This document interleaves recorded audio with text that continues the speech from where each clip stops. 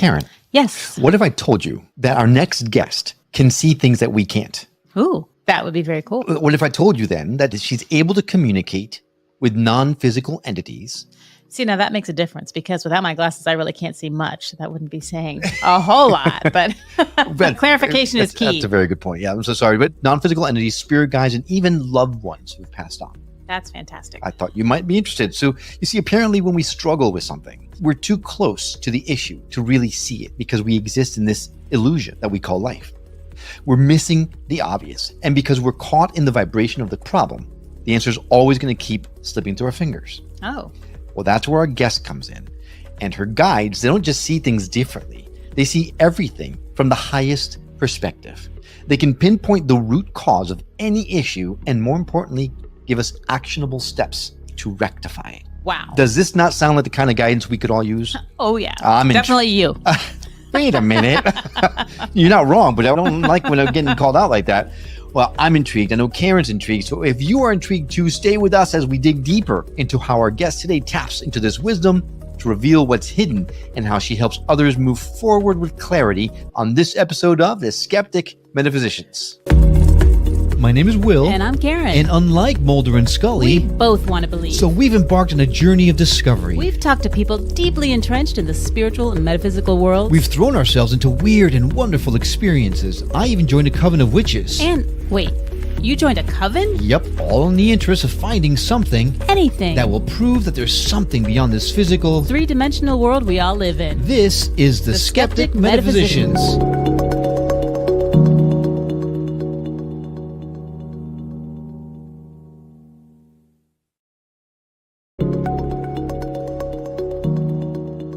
Hey there, I'm Will. And I'm Karen. And today we have the privilege of hosting Christy Levy, who uses her intuitive spiritual gifts to connect to those on the other side of the veil, whether it's past loved ones, spirit guides, or even the white light itself. She brings through messages and information about an individual's life path. Those that come through from the non-physical realm come forward to share their perspective and help us to see the truth of any situation. I am thrilled to welcome her to the show. Christy, good to see you. Hi, Will. Karen, it's great to see you. Thanks for having me on. Well, thanks for coming on. It is an absolute pleasure. We have heard so many great things about you, Christy, so no pressure, but we're expecting great things here. A lot. That's awful. Oh, no. So in the tease and in the show open, I talked a little bit about what you do and how you do it. But there's a distinction because you do a lot of things. Right? You are a spirit medium. You're also a spiritual coach. You do a lot of things. You channel different things. You tune into different things. So who exactly is Christy in 2 minutes or less? 2 minutes or less. Well, I have the alphabet soup of psychic ability is what I always say. None of it showed up in my life until I was about 55 years old. So 2 years ago. Before that, I was rather corporate, working in that type of environment, a mom, raising kids, middle America, that sort of thing. And I started meditating a lot, taking courses from Gary and Joshua. And as I did, my perspective raised. I kept doing the work. And all of a sudden, little things started to happen. I started seeing things in my periphery. I realized that it would be a very long story, but that I had some sort of communication with those that had transitioned. That was something I didn't even really believe in. I saw mediums and I thought they were fake. That's not true.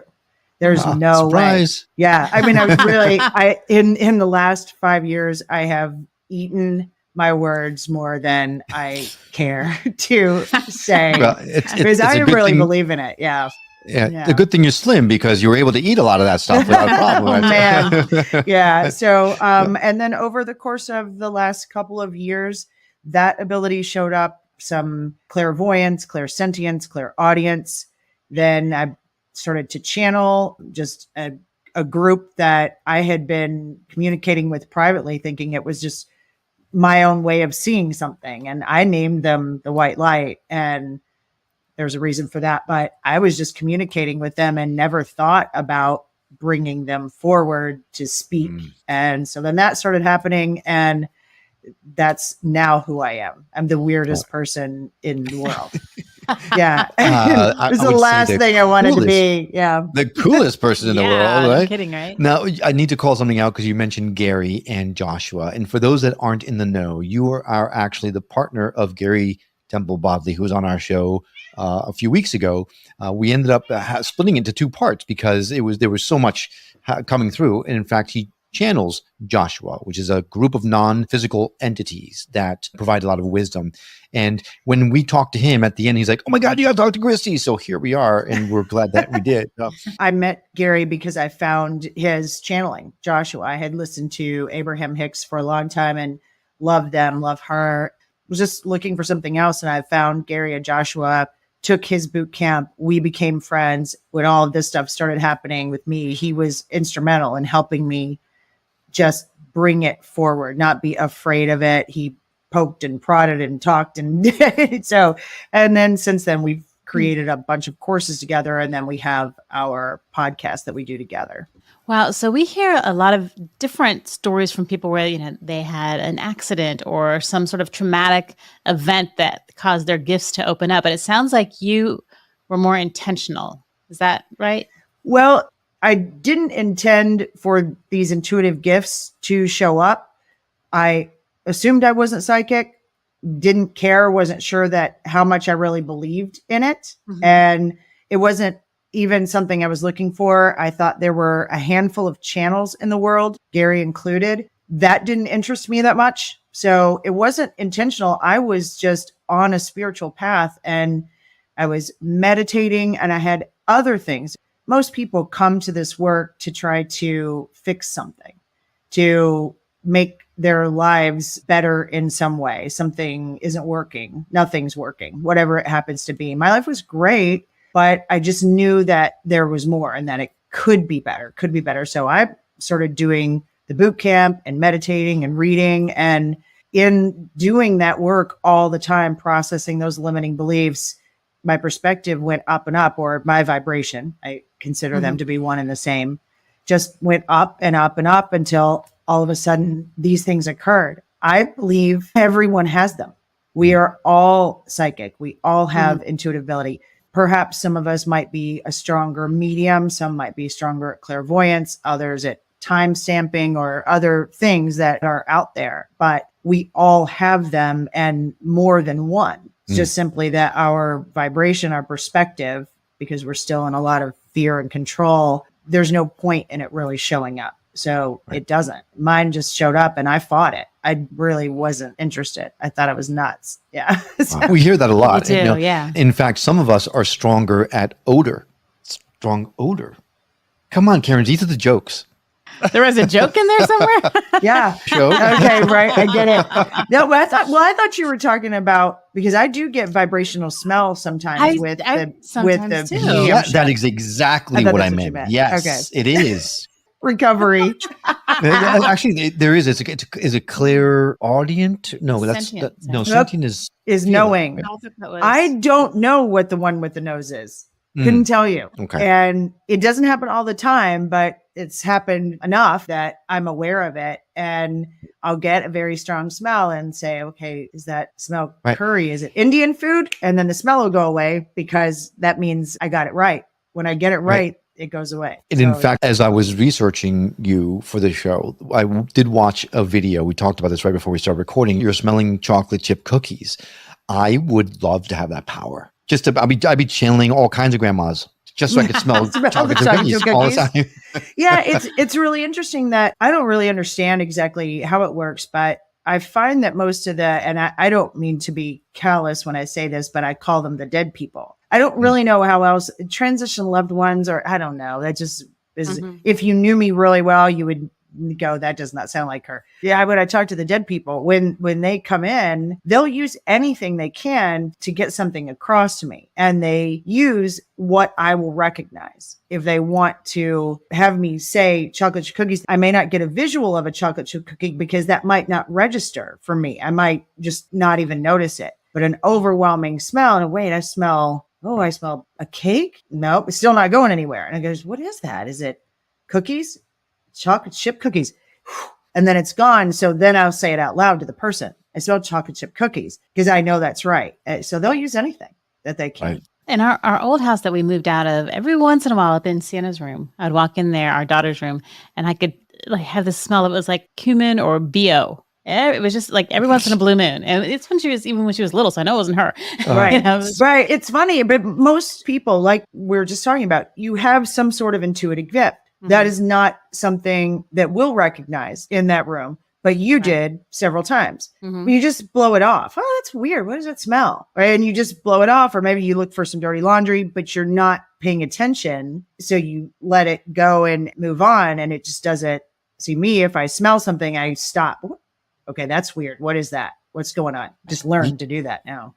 That's really interesting because Karen has a bionic nose. She could smell a strawberry 5 miles down the road. It's incredible. It's a blessing and a curse. Yeah, I'm like that too. I walk in the house, something's wrong in here, right? That may be a way that your spirit guides or transition loved ones try to communicate with you, and you can pick up on it. You're intuitively sensitive enough in that area that you think it's your physical nose, but it's not. It's just this, everything's vibrational. It's just this vibration that you're picking up on, and it is in the form of smell is how you recognize the vibration, because it doesn't have a sound or a light. I told you it wasn't me.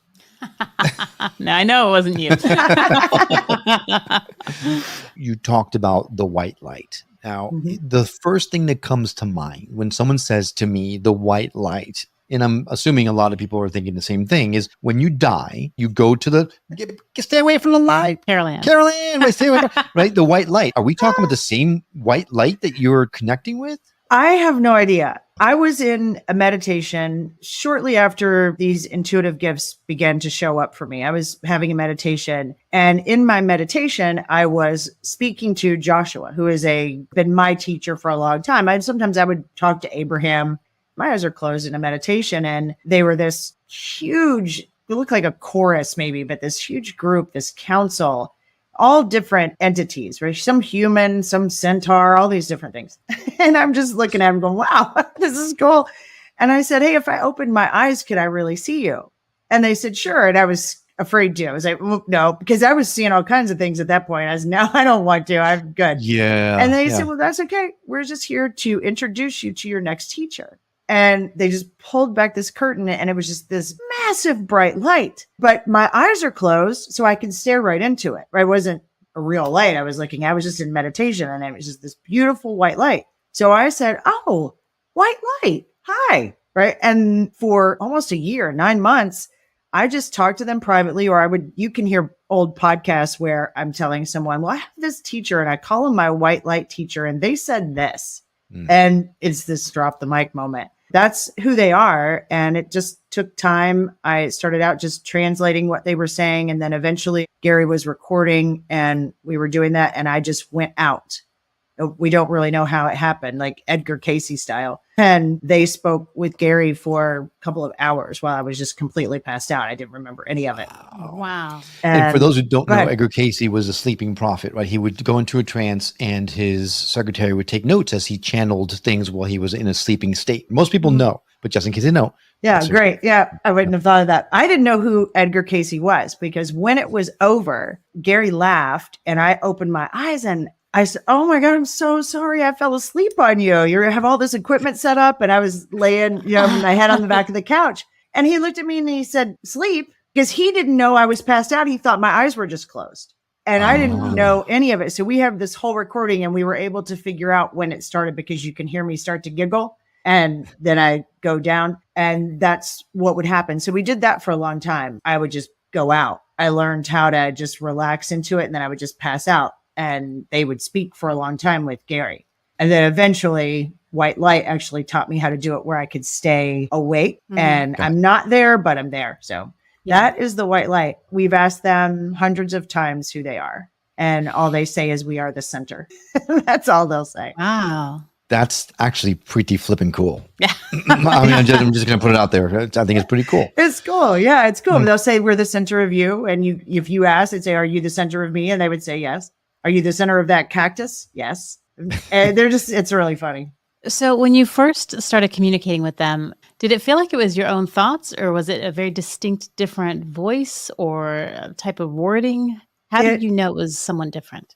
The visual for me in meditation gave me a whole sense of them. So I had a feeling, a vibrational sense, sort of a warmth about it, and definitely a slight difference in the cadence too. It's not the same cadence as my thought to me, the way that it comes. And they speak to me in a lot of different ways. So they'll send moving pictures, still pictures, blocks of thought that I sort of have to decipher, like streams that are full sentences.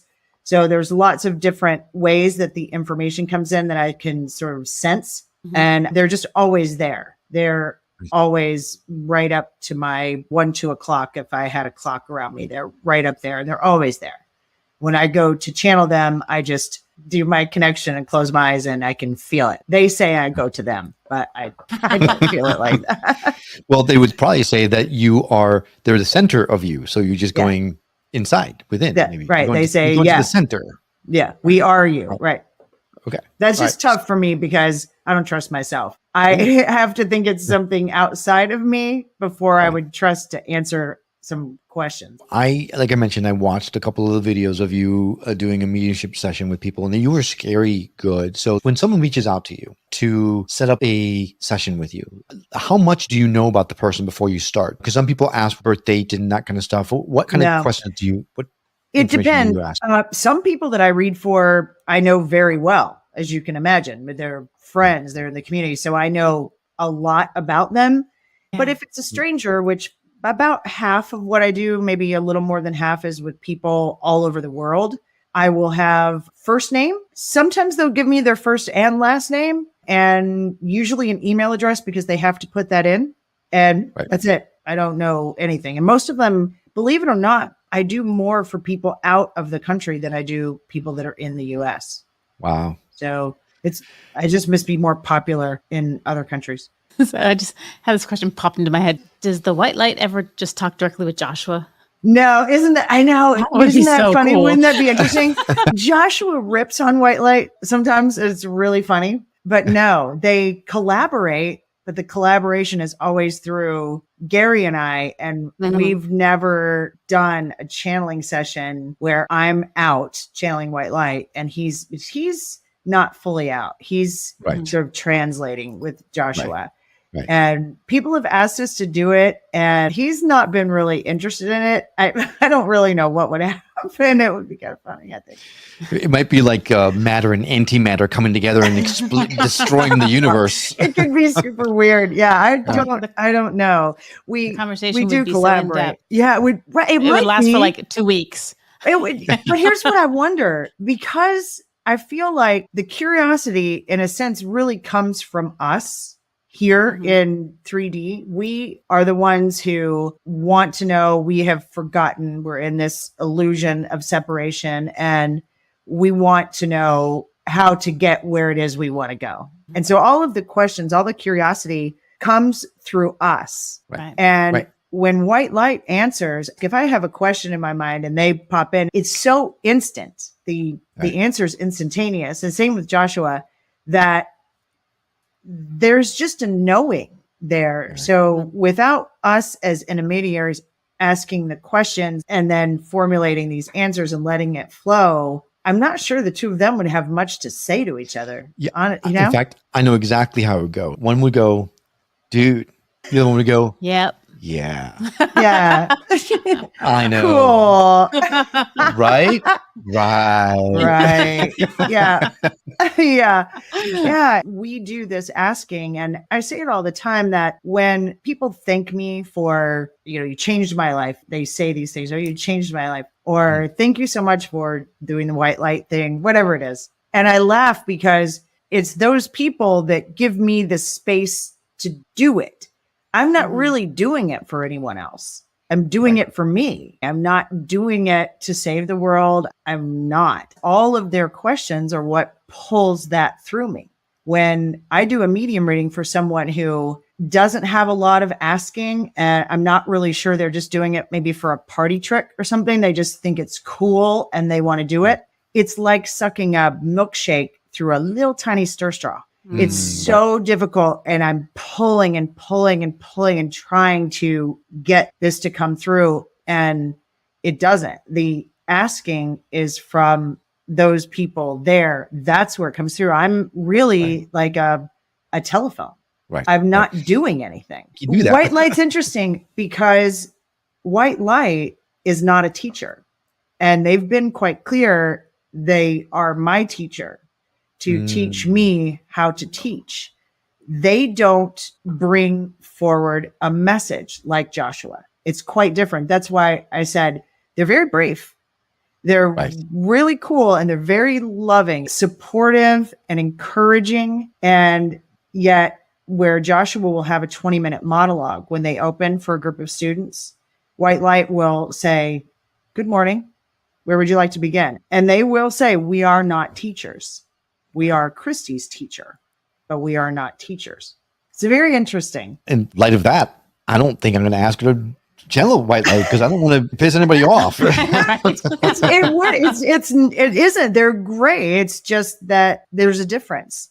And I think that's really interesting when I'm learning how many channels there are around and channel galactic and non-physical and all of these different things. And many, many people know exactly who they're channeling. This is the Council of 12 and this is Bashar. And the messages are really cool. And these are teachers. These are channeled messages and they're wanting to say something. They're really wanting to.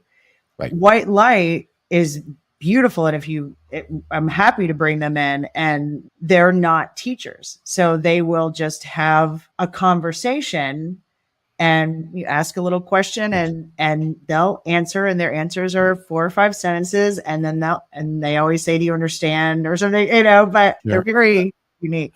I gotta say, I'm a little intimidated. If you haven't noticed, I can be a little bit of a wise ass, and I don't know how they would react to something. Oh, like they that. are. Rein it in. Yeah, they are. They are very, very funny to me. Not so much on Zoom. However, when I do live channeling, question and answer, I've been told they're very funny. I don't listen to it a lot. But oh my God, they were funny today. Oh. So they are, and they can be. It's just they're quite a bit different than Joshua. Joshua will just, it's like one of those cars, you pull the cord out, you whoop, let go, and they will go. There's so much they want to teach and so much they want to say. And it's a beautiful message. White light's message is very similar, just they're not teachers. But they are funny. They have a great sense of humor and nothing shocks them. It's not religious, right? It's not that sort of pious thing. It's just, it's real. Well, then maybe we'll touch on it a little bit later when I drum up the courage to ask you to bring it forward. I will tell you, Will, you're not the only one. People are very, very nervous to talk to white light. Always. Anytime I've done a one-on-one, when I do a group session, and these are people that talk to Joshua all the time, come to our retreats, do that. When they walk up to talk to white light, even Gary, he says, "I don't know what it is. White light makes me so nervous." Oh, thank God. Okay. Also, yeah, I don't feel so bad. Yeah, it shouldn't. I mean, I carry them around with me all the time and they're really great. You're not the only one. All right. I need to ask, in the beginning of the show, we teased the fact that you feel that we're all kind of stuck in the illusion and we're too close to our own problems and things like that. So I've gone to therapy. I've had channeling sessions. I've gone to mediums. I've had psychics. And it seems like I keep getting stuck in the same kind of thing, right? So this somehow suddenly makes all the sense in the world. Like I'm just too close to it, right? Right. And so when you do these sessions, is it wake up stupid kind of thing? Or is it they're very gentle. They can be, especially when someone has not done a lot of the work, that they've done lots of processing of limiting beliefs, actual practical stuff that Gary and Joshua channeled. If they haven't done a lot of this work and they're not prolific meditators and they're just really getting going in this, it's very gentle. But their transition loved ones will typically come in really just to let them know it's real. We've figured out. And then the spirit guides come in and it's very gentle. We'll just say, okay, begin to meditate, and they'll give them very clear instructions on, you need to go outside, take your shoes off, you need to have this kind of stone in your hand. I don't know anything about this stuff. And just breathe. Just stand outside in the quiet, in the air, and just breathe and follow your breath for 3 minutes.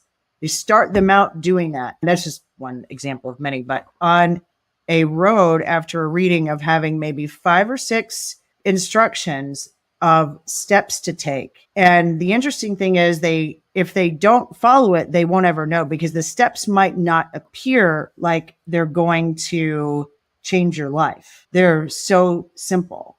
Very subtle. They're very subtle. And I find that if I happen to watch one again and listen to it, wow, if this person will do this, it's going to set them on a trajectory of going deeper and deeper and deeper. It's just, they've got to get started and they don't know, depending on where someone is on their journey. And then sometimes the readings can be very, very intense, like Wake Up Stupid.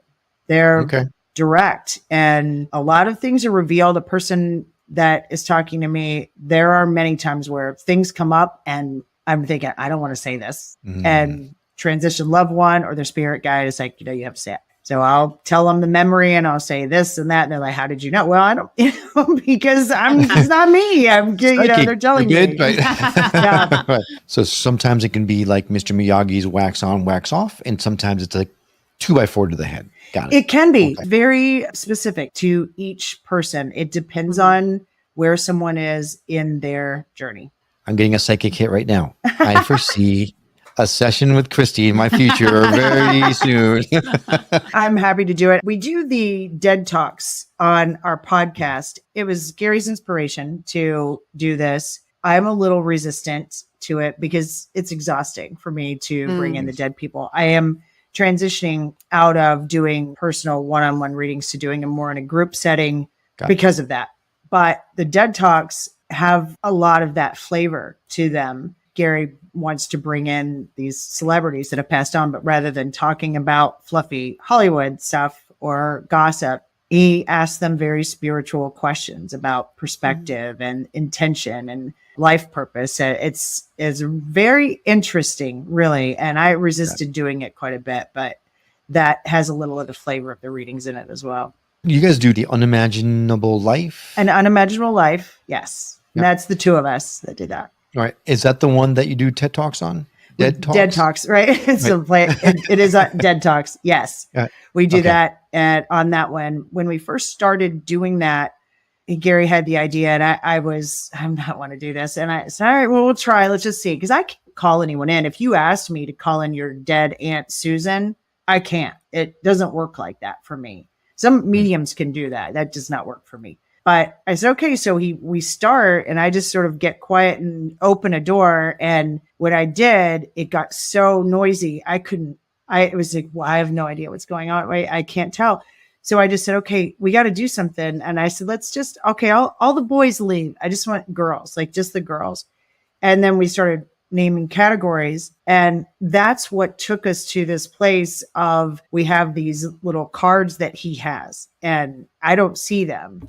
And so when we're ready to start, he starts drawing a card and he says, okay, female, lived in the 1800s, music, right? And they all start clearing out until I get down to one or two that I can hear. And then we go and have a conversation. It's been really so interesting. Flipping cool. It's really fascinating. We've talked to Marilyn Monroe. We've talked to many, many that I have no idea who they are, would never knew. Once we got Charlotte Bronte, and I mean, that Jane Eyre was my favorite. A lot, and so I was a little starstruck in that one. I knew nothing about her though. That's funny. I know all about the book, but I don't know much about her other than her sisters. So they've been very interesting, but they don't discuss much about their life other than a couple of details. I think just to let everyone know that it's real. Because if you're sitting in the room with me, I don't know. He's got the cards and we go.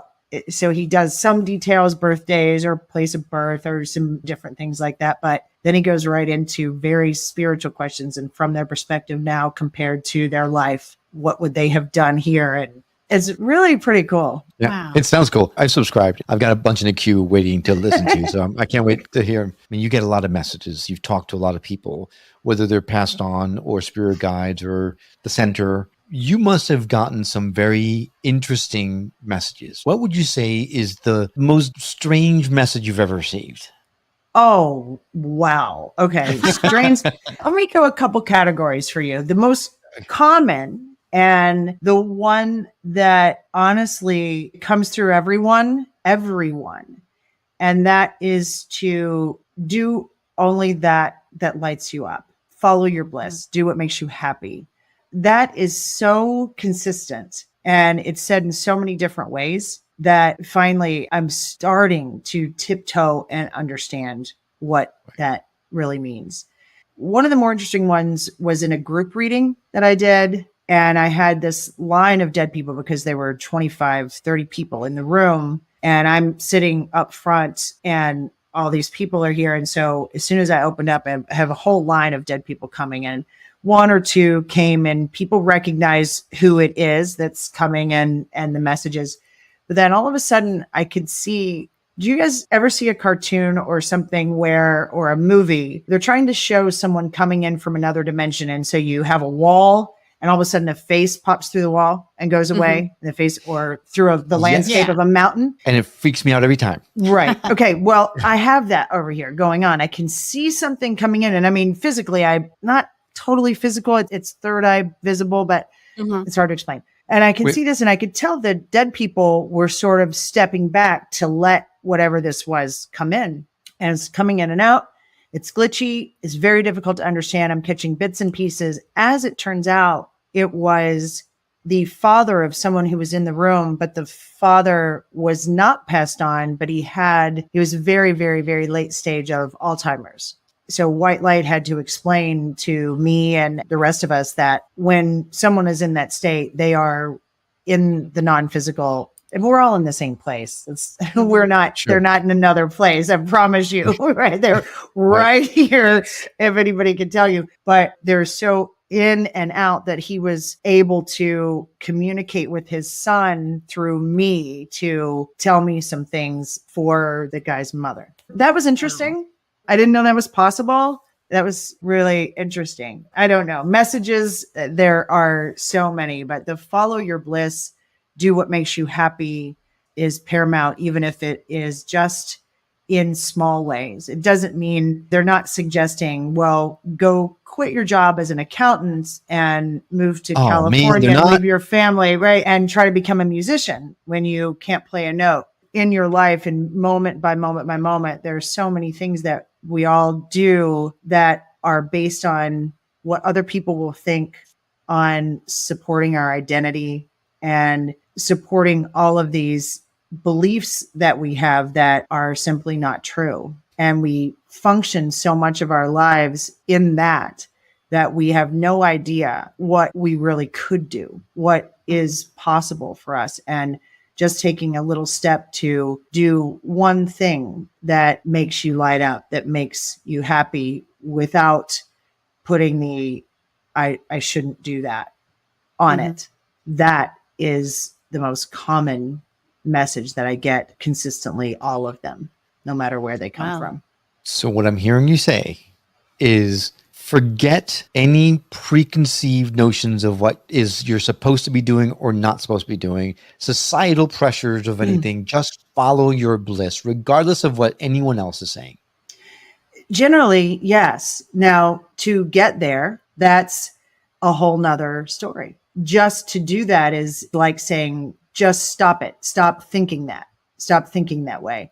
It is not that simple. And you might say, well, I can't get there from here. Or just don't worry about what other people think. It's so insidious that you don't realize how much you do it and on what level and what multiple levels we're doing it, from your spouse and your parents and your children and your neighbors, everyone, responsibility to them, all of these things. based on getting love from them. We think if I don't do this, I'm not going to get what I need from them. So I have to be this and I have to be that. And it's all guised under this identity of good mother. I'm a mother as well. So it's all under this, and it's wrapped pretty tightly.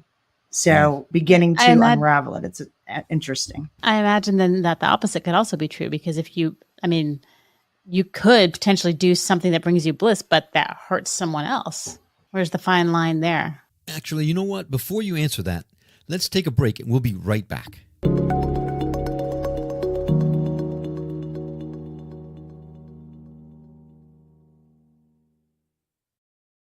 And now back to the Skeptic Metaphysicians. I imagine then that the opposite could also be true, because if you could potentially do something that brings you bliss, but that hurts someone else. Where's the fine line there? That's an interesting thing that most people will go to that one. So if you give an example of what that would be, but if you say, well, if I follow my bliss, then I won't be able to support my family. That perhaps is what you mean. That hurts someone else. Or if my bliss is to drive 150 miles an hour down this 2-lane road, but I kill someone, right? It's these sort of extreme examples that everyone really wants to go to at first when you think about follow your bliss.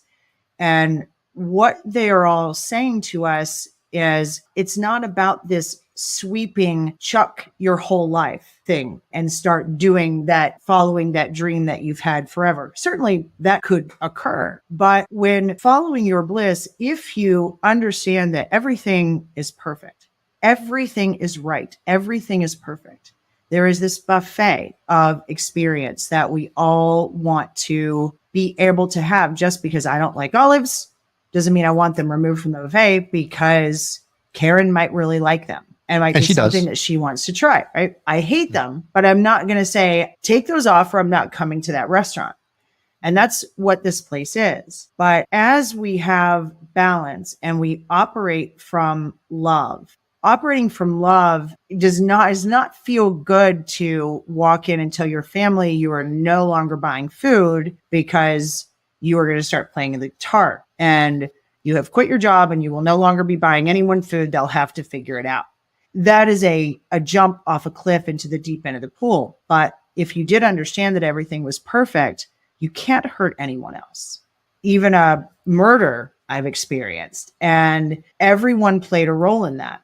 To be the victim in that situation is a right of an experience that someone has.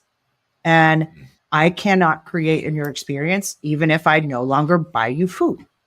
That is your experience, and we don't affect each other as much as we believe that we do. But it's taking these little steps to begin to understand, what if I just do one thing today that makes me truly happy? And watch and see. If you live in a household, what you will find is that if something is for your highest good, it is for the highest good of everyone involved.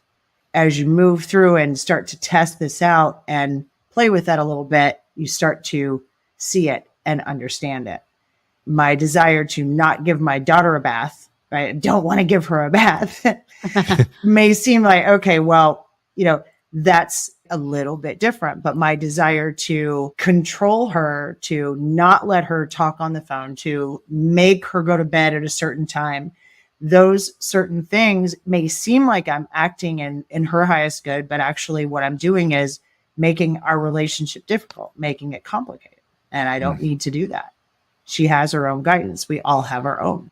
I'm trying to drum up my courage, and I don't know if I'm going to be able to. So I think hurry up, because I have a question. I'm tired of having Karen kick me under the desk to try to get you to start. Okay. I guess at this point, would you be open to bringing in the white light through and seeing what, if I can be brave enough to talk to him or not? Sure. Yeah, sure. It just takes me a second, and just understand, once they come in, I don't really have, I can fight to come out, but I don't have a lot of memory. of Okay. everything until I'm reminded of it. And then I'll remember what was talked about. So I'm really gone. So how do we get you back afterwards? When you're finished, they'll end and they move. And then I know. I usually cough Okay. too. Yeah. No, Okay. that's, Okay. you don't, you don't have to do anything except when you're finished, just, but they usually know you're finished anyway. So All right. I didn't know if It's we needed a interesting. safe word or something like that. Armadillo, armadillo, Cucumber, armadillo. All right. Let me get them. Right. Mm.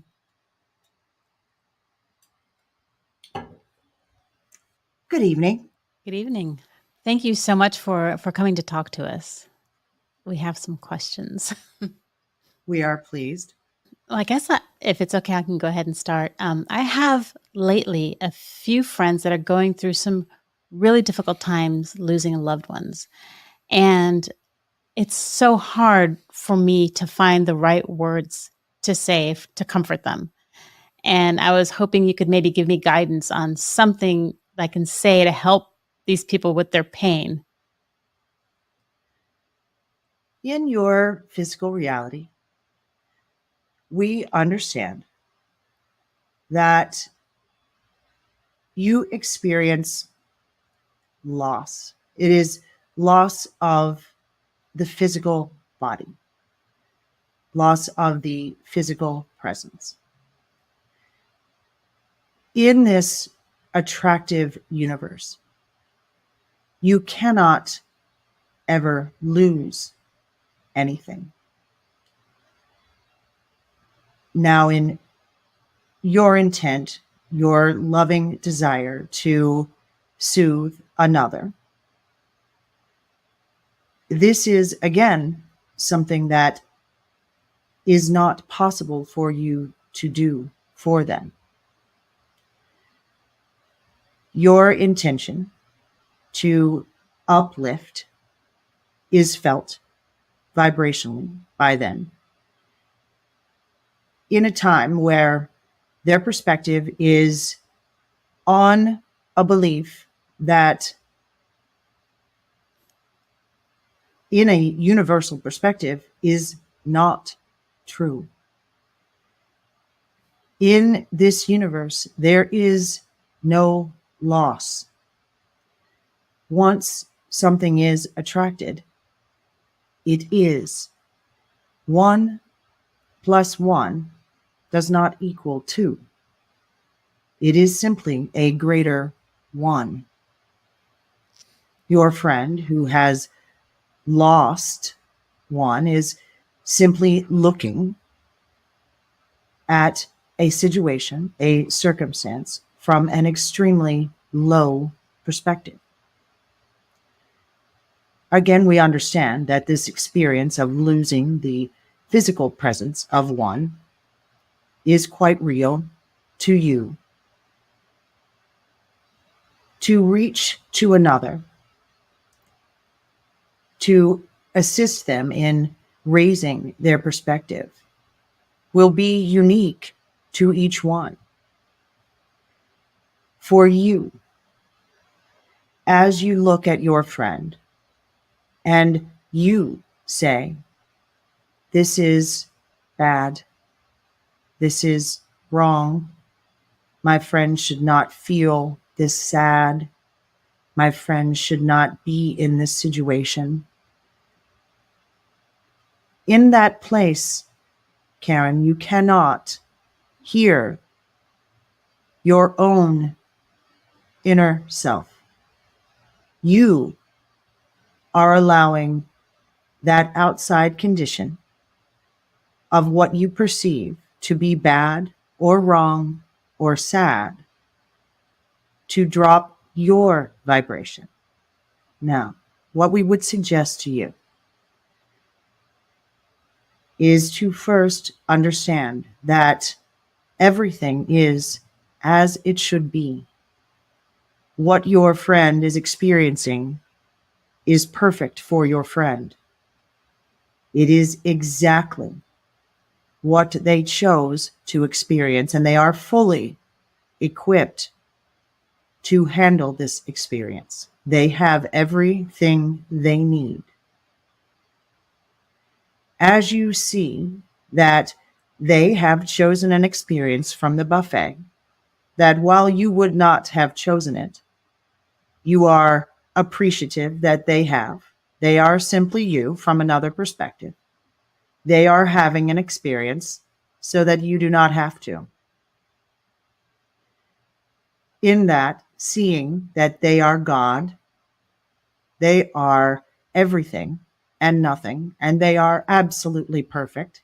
And even in their sadness, they are complete and whole, perfect and right.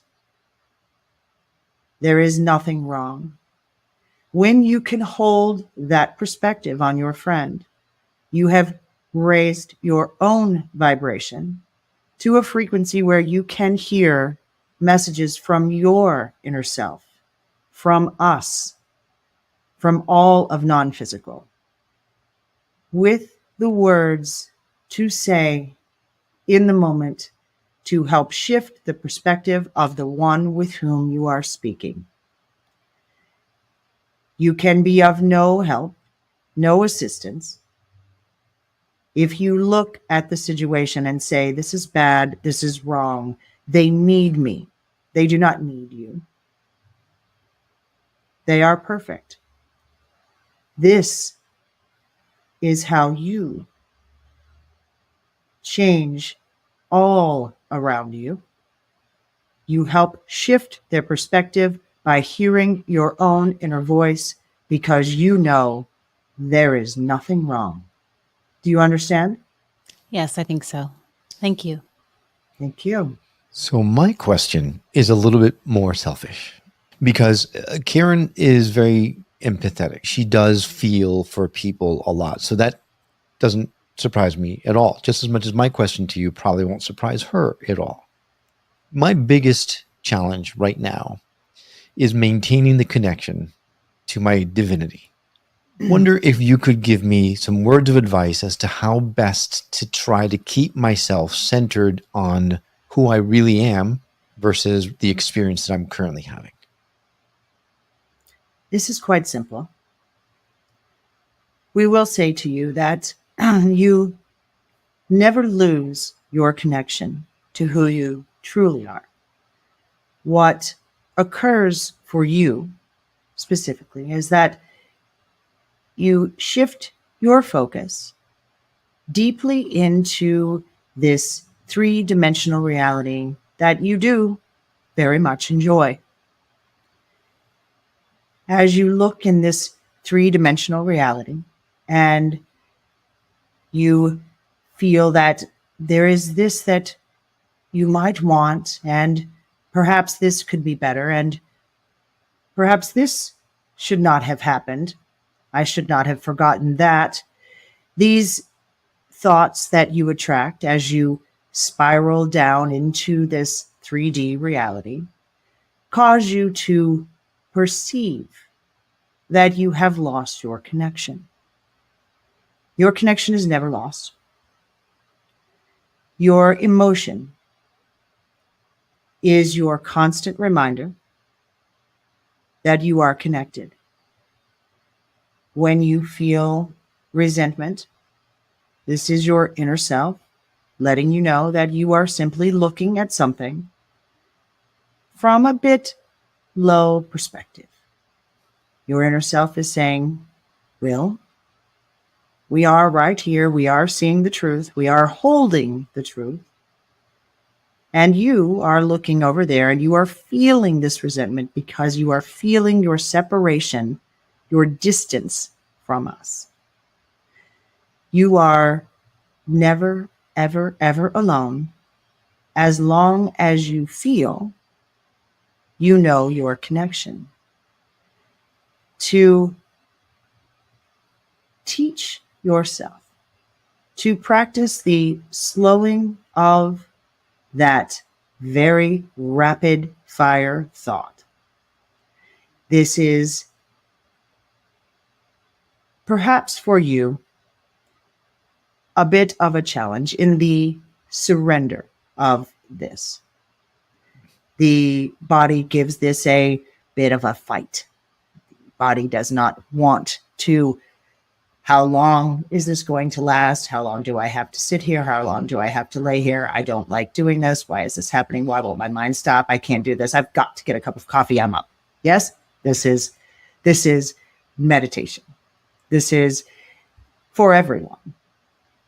The practice of slowing down the thought for 5 minutes in meditation every day, to 10 minutes, to ultimately 2 hours, if you wish, is a practice that will allow you to slow the thoughts when you are consciously moving about. When you can slow the thought as you are moving about, and you begin to see that everything that is occurring just for you. It is your universe. You are your own. You slow the thought and you catch when you feel a bit of annoyance, when you feel a bit of resentment, when you feel angry, when you feel hopeless, when you feel overwhelmed. You will recognize this feeling and you will say, what is the thought I am thinking? I am looking at this from a very low perspective. Let me shift that. How could this be for me? And you shift your perspective up. It is quite within your power to do this. You will maintain this feeling of connection with your inner self with every step you take. Do you understand what we are saying to you? Absolutely. Yes. Thank you. All right. One last question. I know in my reality, Led Zeppelin sang Dream On. And yet in this one, apparently Aerosmith sang it. So can you confirm that I did indeed hop universes? In my universe, Led Zeppelin sang Dream On? You are speaking of this idea of shifting timelines. Yes. In many arenas, it is being discussed as the new Earth, the splitting of the planet. This is something that is occurring constantly. It is infinite. The awakening of many of you on the planet is a notice of this sort of thing and a greater belief by the collective that this is perhaps possible. Know this. You have set yourself up to be here on this planet at this specific time because this is what you chose, what you wanted. And as a collective, you have all agreed to experience the Mandela effect and the new Earth, and World War II occurred prior to your birth. You all agreed on all of this as a collective. Much of it simply for your own entertainment. This is supposed to be fun. And isn't that fun? To simply know and perhaps have others who agree with you and sit across the table from those that you love who completely know that you are wrong and they see it this way. And you can look it up on your little tiny telephones and prove that you are both correct. This is extraordinary. And it is fun, and it is for no other purpose than for your entertainment. So do enjoy. Unless it's those times when I am definitely in the right and those others are in the wrong. I totally understand. Thank you so much Thank you. for coming and talking to us. We know that you are Christy's teachers, and we appreciate you sharing of her and yourself with us. So thank you for coming. Thank you. We know you, and we love you. Thank you.